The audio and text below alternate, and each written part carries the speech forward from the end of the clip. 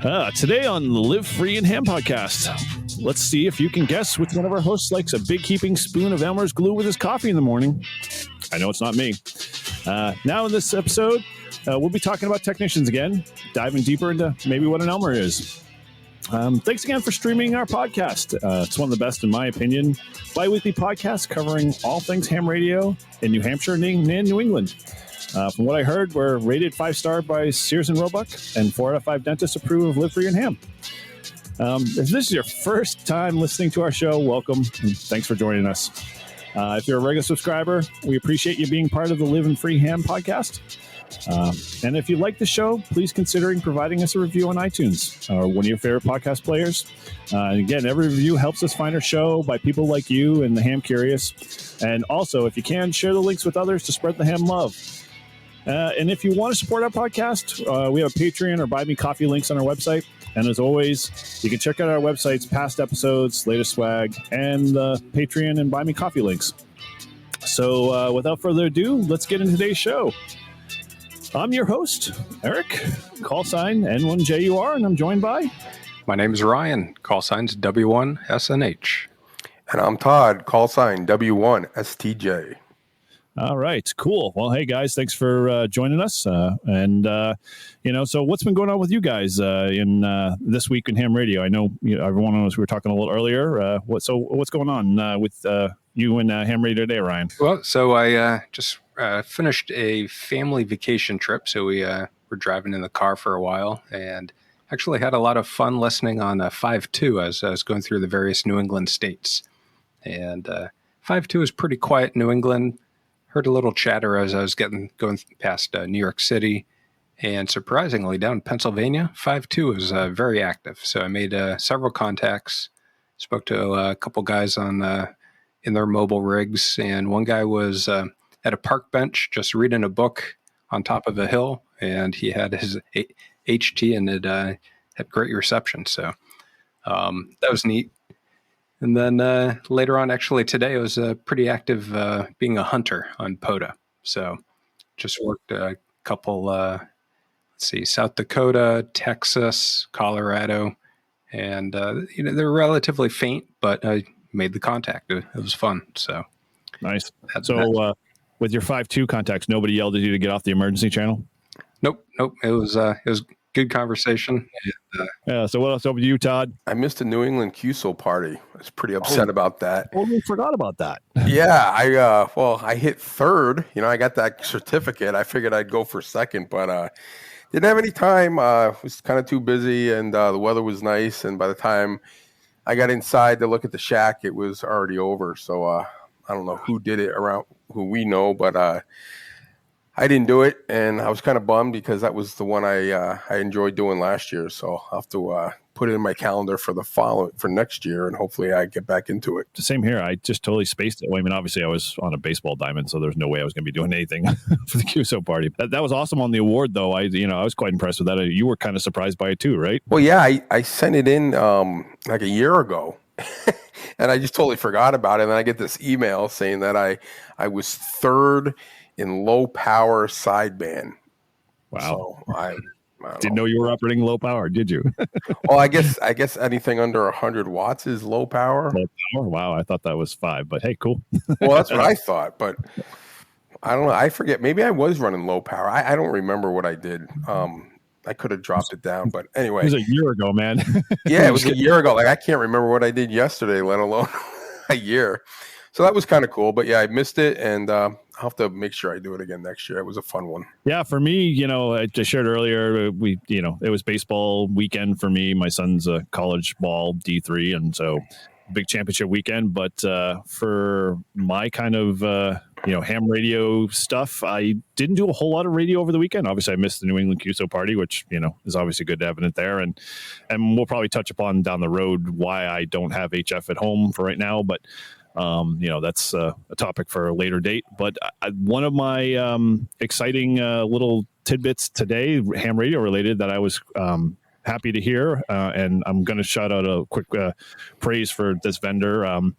I finally got a chance to set up the Buddy Hex. You may or may not know that I purchased the Buddy Hex when the opportunity came about.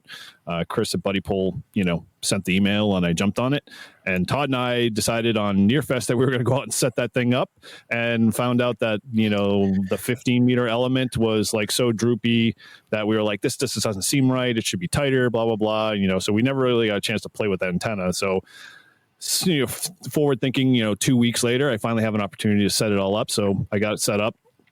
And guess what? That element was still too long, no matter what I did, even with following every bit of the instructions.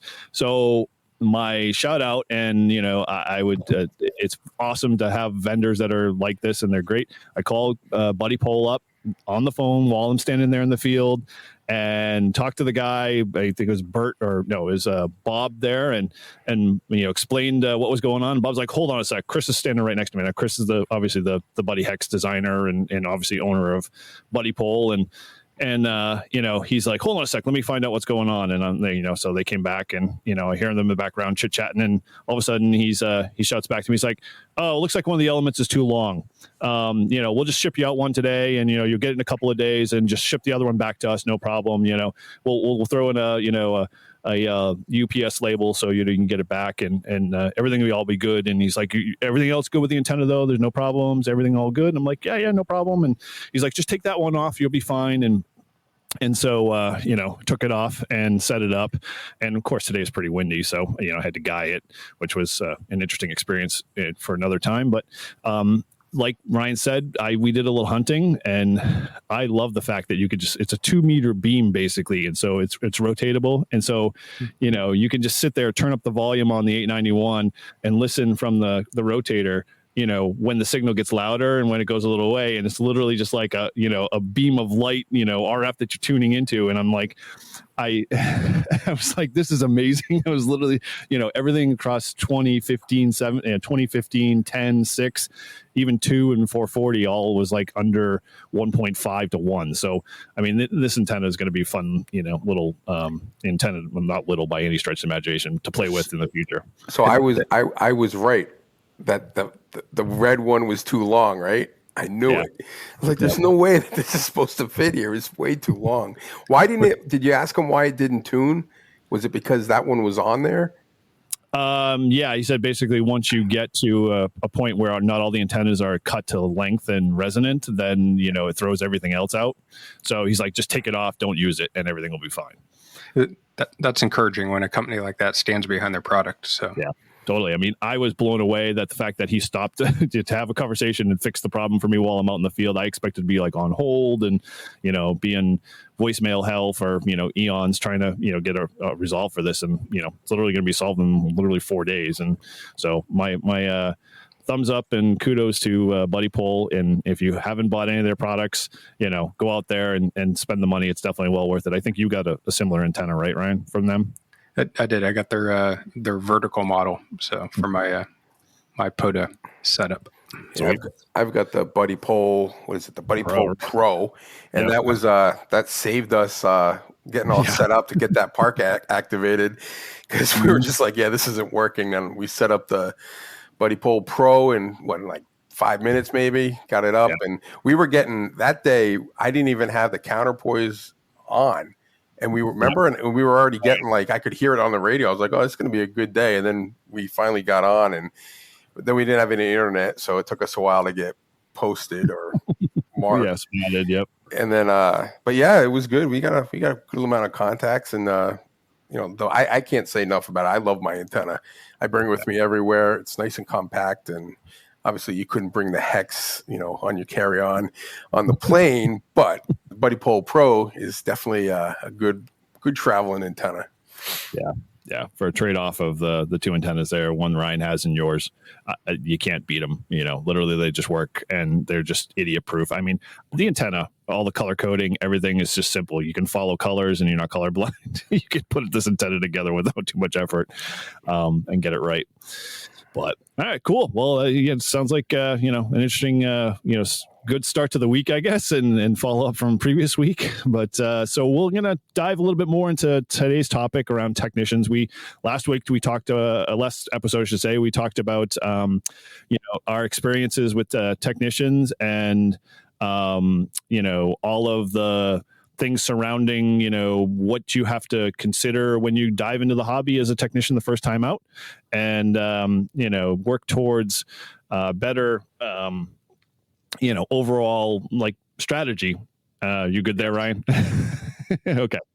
So, so ultimately we're going to kind of continue that thread a little bit. And one of the things we're going to dive in a little bit more is Elmers. All of us come from different areas of, the hobby, and some of us come from, being in the hobby for a very long time and then coming back in. And some of us have just started in the past, 4 or 5 years, but all of us, have had some experience with Elmers or sources that could be deemed as Elmers. But what's your take on, Elmers overall for you guys? I mean, when I say the word Elmer, to me, it has a positive connotation. Sometimes it can be something different for everybody else, but what does it feel for you guys? I'd say an Elmer is a good Elmer is one who does not necessarily answer your question right away, but kind of leads you to the water source, so that you can further investigate and figure out, kind of the why behind it of answering your question.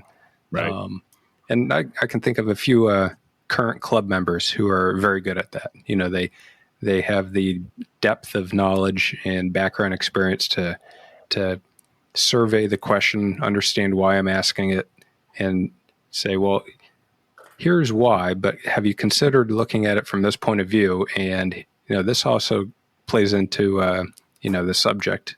And I think when they help frame the answer in a way that allows you to just understand the subject better, I think that's very important versus someone who's rushes to the answer and is not as invested as much as that is helpful. Yeah. Yeah. Okay. Yeah, it makes sense and totally. I could name probably the same names that you might throw out there too as well from that club perspective. But for Todd, where's what's your kind of take on the word Elmer and just what it means to you? Well, I didn't have a specific one person that kind of took me under their wing, but my Elmer has been basically the club and the different members. But, Eric, you were kind of an Elmer to get me into POTA. I hadn't done much HF. I didn't know how to talk. I didn't even know where to even begin. And you kind of threw the mic at me and said, you can do this, just do it. And I messed it all up. And you said, no, you'll get it. And I finally, you gave me enough to get out there. And then I went out and did my first park by myself. And I think I had to call you because something was wrong. I couldn't figure something out. Yes. But then what'd you say? The tech support line, yes. Yeah, Eric's tech support line. But once I got on there and I started doing it, now I, it's good. And I do reach out when I can't find, if I'm missing something. I should use Google more because I just forget to do that. I get so involved in what I'm doing. I forget that we have this wonderful thing called the internet that probably could answer all my questions. But for me, I don't think I didn't have just one Elmer. I know I've heard stories of people that get like one guy that takes them under their wing and helps them through everything and is just there. I think for me, I have a bunch of you guys that have helped me out in different aspects. So, but I think it's someone that, that you can hang with, play radio with, and can also teach you a lot. Cool. Now, do you think an Elmer in general has to be someone maybe older, or it sounds like based on what you guys are telling me now, it doesn't really mean a specific age. Like I know growing up, Elmers in my, when I got my ticket when I was like 17, 18, Elmers for me were a lot of the older guys, the guys with the longer beards, a lot of gray and, salt and pepper hair. And, they're usually retired, kind of that fit that mold. And again, that's not for me a bad thing, but in essence, I was always surrounded by a lot of that. So, like Ryan shared, those Elmers, a lot of them did, they kind of gave me just a little bit of enough to get going and not really tell me how to do it from A to Z. But then I also had 2 or 3 that, you'd ask them one simple question and all of a sudden you'd be like, you just gave me the whole entire A to Z, instruction manual on whatever I needed to build circuit wise for, the receiver, whatever, fill in the blank. and I'd walk away from that defeated because I'm just like, that's not what I wanted. I wanted a little bit here and then come back to you later and, kind of do this little, back and forth cat and mouse game that, sort of, I kind of feel makes that Elmer relationship, that much sweeter because you just, you try a little bit, learn and then come back and, they kind of give you a little direction. But do you think in like today's, obviously, Todd, you mentioned the internet. So like in today's realm where we have YouTube and there's every facet of ham radio you can find on YouTube and every version of ham radio of anything, whatever topic it is, whether tuning it's, setting up your memories on your FTM 300 or learning how to get on HF or how to talk on a repeater or, what's the latest Baofeng, radio. Do you think Elmers have gotten less because of that? Or do you think there's just there's a place still for them? I think there's definitely a place for Elmers. I think we still need them, obviously. But like I said, a lot of information. I learned a lot about ham radio because I didn't know anyone when I got my technician license. I didn't know one person who was a ham. I mean, I heard people on the scanner listening to the nets and stuff, but I didn't personally know anyone. So I did a lot of YouTube watching all the YouTube channels, searching stuff that it was, reviewing radios, what radio was I going to get. And I watched a ton of videos and then looking stuff up. And so the information's there, but there's also that personal contact when you can have a conversation with someone, even if you have questions that I think is important. And I think in this day and age, we miss a lot of that by just, you could sit in your shack and Google stuff and you could look up anything you wanted and never really have any kind of personal contact except over the radio, not face to face or whatever. And I think it's important that we don't forget that it is sometimes good to have the face-to-face contact and, building the friendships and the camaraderie of the hobby that we love. Yeah, absolutely. And I will say many of the, for example, YouTubers, they are Elmers, because they're passionate about it. They take a subject, they dive into the various aspects of that subject, talk about it, expand it, and you can learn from that. But it's, I'll echo what Todd says, it's very important to have that face-to-face personal relationship also. I think that's why clubs are important too. We have a great club. I love our club. We have, we do get together a few times a week that we do our breakfast on Wednesday morning. So if you can get up early on Wednesday morning and meet up at Preston, go sit down and have a coffee or a breakfast sandwich and just talk about ham radio or whatever is going on. And then we have the barn and then even the meetings, you get the other people, but we do have a lot of interaction. And I think our weekly nets our daily nets are actually really good to just keep people in touch, with what's going on. So. Right.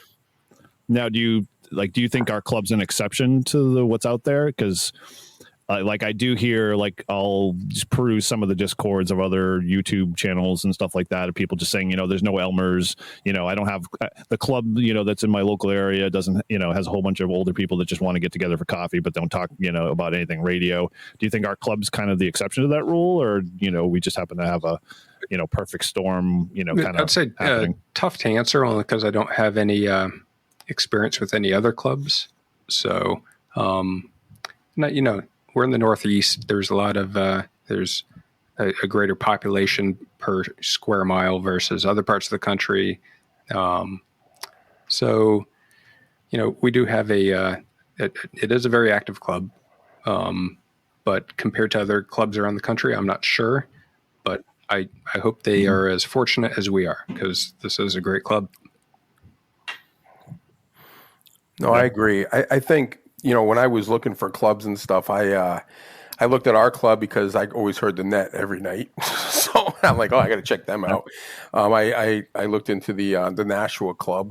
I was a member the first time. That's the National Amateur, and that was a huge club. And what I got out of them is they have on their website, they just have all kinds of information. I mean, it's like the ham mecca of information, and they've got everything recorded, every tech night they've done, everything.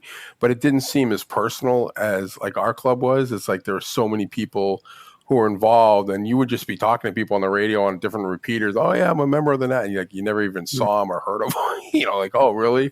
I think with our club, most of the guys, I think at some point or another between out the year, we've probably run into them at least once. And then there's another club, the Interstate Repeater Association, which is a great club, but they don't meet. They do. They're all just on the net. They do a weekly net, and they're always on the repeater every morning. So again, I've talked to a lot of those guys. I was a member of them, and just never met them, and it was just different.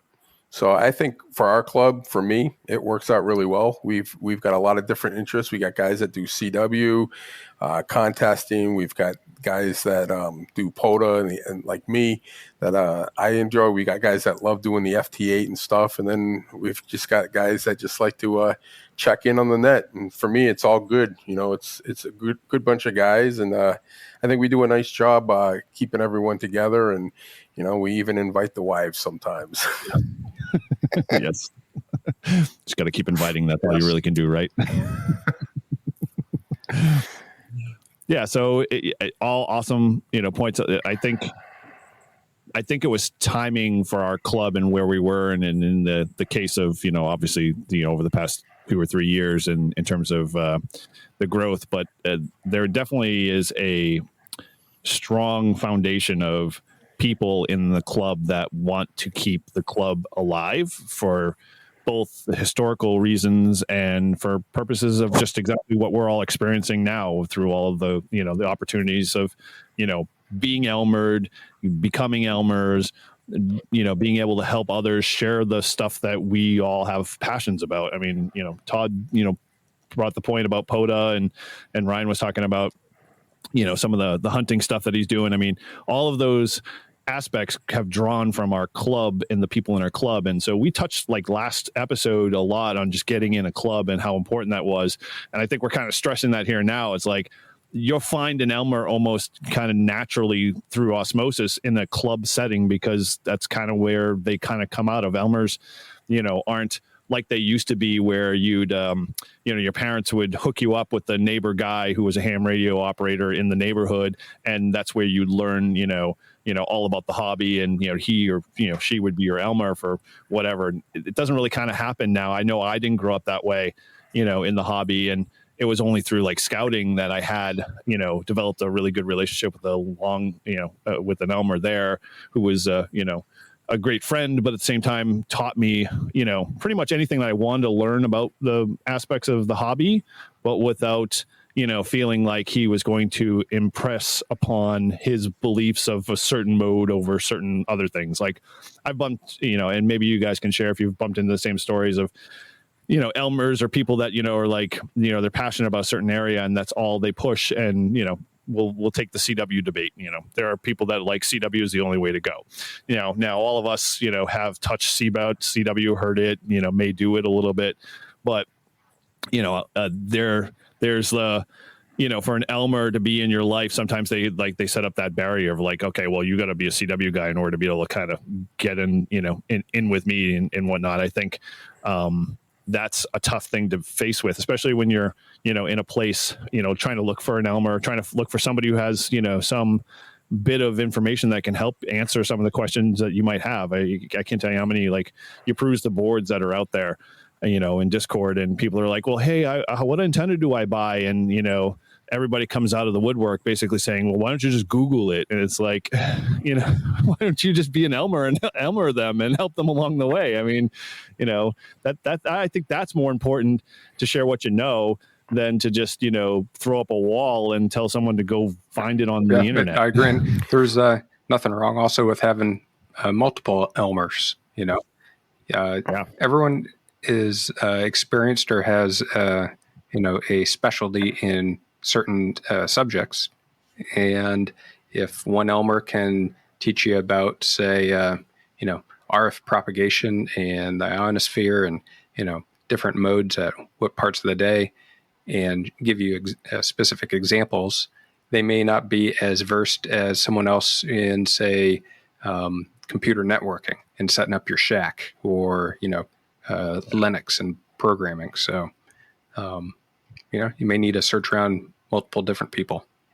Yeah, I can think of people in the club, like if I decide that I'm going to focus in on CW, we have some guys that do great CW and are willing to practice and do all that. Those are the guys I would reach out to. And then, like FT8, I remember when everyone was getting into FT8 and I knew nothing about it. I think, Eric, you helped me set it up and I didn't even understand. I'm like, what is this thing? Like the computer does it? Like, well, how does it work? And then just wait until you do it, Todd. You're going to like it. And then I was like glued to I was working from home and I was just doing more FT8 than I was doing work.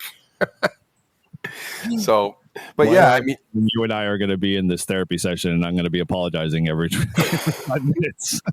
Yeah, sorry, Todd. I think depending on what you do, and I think everyone has their part of this hobby that they like more than they're focused more on. I like the portable stuff. I love doing poto. I mean, if I could do it every day, I would. If I could activate a park every day as part of my daily routine, I would do that. Unfortunately, I'm working on it, but unfortunately, I'm a little busy right now. But if things quiet down, I will make that one of my goals. Well, maybe you can be like one of those fitness instructors that take you out in the woods, and we'll just, I'll you charge me $49.95 an hour, and I'll take you out, set you up fully, train you how to do POTA, and we'll yell at you when you need to step in there and get those contacts out of the noise there. We definitely touched on Elmers in a general capacity, and whether they have value, and it sounds like it's a pretty consistent theme through most of the stuff we've been talking about, of where it's important to have those folks in your life, because you're obviously only going to get so much out of the reading materials on the internet or watching a video or whatever, but the face-to-face and personal connection that you have with someone who may not want to be called an Elmer, but in essence, the term Elmer could be very much just that, moment, an opportunity that, arises for someone to be able to just pass a bit of knowledge over us. And it doesn't, like, as Ryan said, it doesn't have to be, per se about the hobby or RF or about, ham radio. It can be about, networking and Linux and all of those other things. These are all kind of coupled together. One of the things I thought of, and what I'll throw back to you guys, is that we toss around the idea of Elmer and saying how we sometimes have been Elmers to other people and to each other.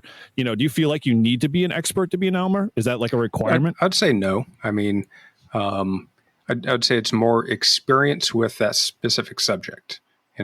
When I went to build up my shack, I did doing all the reading and YouTubes and textbooks and whatnot on grounding and bonding, and came to the fact that, certain, doing CAD welding's better than a manual acorn nut getting all the wires together.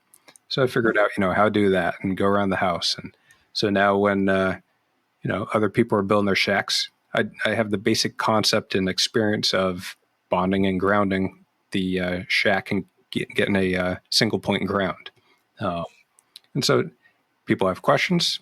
Now I have a little experience on, I may be able to answer it or point them in the direction of resources that I used. If an Elmer is not so much a full subject matter expert, of a specific area or practice or whatever, do you feel that if their information that they provide you, that you come to find out as you kind of go down that rabbit trail, may be either outdated or old? Does it mean anything less to you, or was it more of just a one more thing you've learned in the overall? No, it's adding to the experience, because then it gives you just a more broader range of exposure to that subject. So if they're outdated with their information, that will over time become apparent to you as you dive further into the subject.